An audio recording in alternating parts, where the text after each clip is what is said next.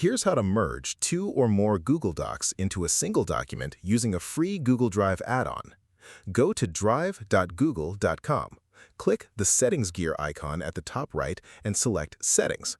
On the left sidebar, click Manage Apps, then Connect More Apps. In the search bar, type Merge and press Enter. Find the Merge extension from the results and click Install, then Continue. Choose the Google account you want it to add to. Click Select All to grant the necessary permissions and click Continue. Once installed, close the settings. Go back to your Google Drive. Find the document you want to appear first in the merged file, right-click it and select Open With, then Merge Google Documents. A new tab will open. Sign in and authorize access to your account. Once inside, select your files. Click to add your main file first, then your secondary file. You could reorder them by dragging if needed. Give the merged document a title, then click Merge Documents or Spreadsheets. Wait around 30 seconds for the process to complete. When done, click View to see your merged document.